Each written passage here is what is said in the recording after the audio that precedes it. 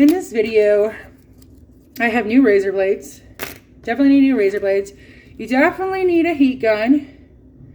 This is going to be pretty easy peasy. Let's start. So right here, you're going to see where your guide feet are. If you don't know where your guide feet are at, I would stay closer to the guide on both sides, just until you get an idea where your guide feet are, because you do not want to razor blade your blank. That's what you want to completely avoid. Take your time. Don't rush the process, especially if you've never done this, because once you cut your blank or you heat it up too much, your blank is no good. So keep that in mind when I'm going to take it to pretty much 101 for everybody watching the video. Let's see. So I'm going to go ahead and start. I'm going to start heating it up. And another thing to note, if it's too hot for your hand, if the heat gun is too hot for your hand, it's too hot for your rod.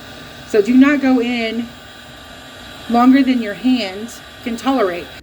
Note to self while you're doing this. So you're going to get right above those guide feet. And look, I can already see the thread. Do not use one laying around the house. It needs to be new. It's going to be a lot more work, and you're going to take a lot more risk getting an old blade, or an old razor blade.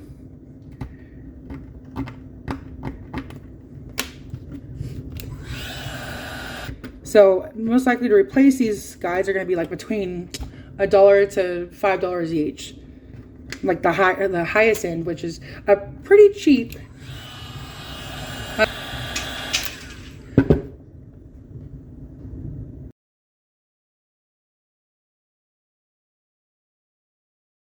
It's quite a bit different. So you see now I have the guide removed here. So you can start peeling it off.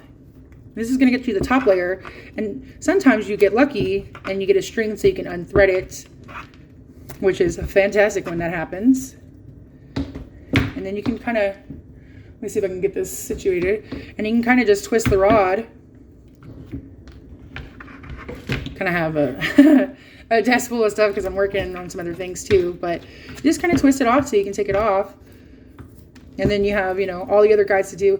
I typically just take off the guides first, but if I get like an easy part to remove, I will continue that way and then go back from the tip down and get all the rest of the underwrap, which the underwrap is like your thread that was under the guide. And then I will, after that, use sand. So I'm going to go ahead and finish taking off all these other guides off, and then I'll come back and I will show you how to get the rest of this off. All right, thanks guys. See y'all soon. All right, we're back. So I do want to, I know I said something about 100 grit sandpaper, which is perfectly fine. Like you can work on this one with the 100 grit sandpaper. I believe sandpaper can go really, really low to really, really high. So the, like the higher the number, the softer it is. So like this is 100. This is what I use for the top part of the guide. So I use this one, and then yeah, I think I have like 500. This is like 7,000, but there's all different ones. And then when I get closer, when I actually get to the blank, like a lot closer, here's a 220. I'll start like increasing the grit of the sandpaper, because you do not want to take off a lot. So the whole point of sanding it down is so when it comes time to wrap your guides, you have a smooth surface. You do not, if you do not sand it down, you are not going to get that guide on in a smooth, I guess you would say, transaction. So very important. So like this perfect example was like this rod is epoxy from the foregrip all the way to the second guide. It would take me a year, sarcastically to get through all of this epoxy. So I definitely would start like at a probably 100, and then 150, and then 200, 200. Like I would just keep going up the closer I get, because you'd rather not chance it and get to where you need to. So let's go ahead and do this. I had to charge my my batteries because dingy me have 2 of them, and I didn't charge either of them, even though I'm supposed to have them on a rotation. But at least I tried. So let's get to it. Let's start. Like we just took the guide off of here. Y'all seen me peel this off. I was up at 5 something this morning, so I didn't show you how to take a tip off. A tip off is really, really easy. It's kind of the same concept. You heat it up, you keep twisting the guide.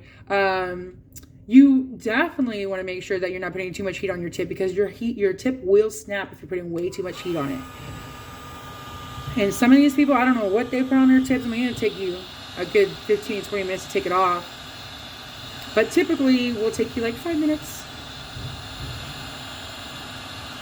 On my big rods, I put 2-part epoxy for the tips, like 5 minutes. Like we have a rod building one. And then if it's an inshore, I just use the rod glue, or the tip glue that a lot of people carry, like what rod building places like Mud Hole and stuff.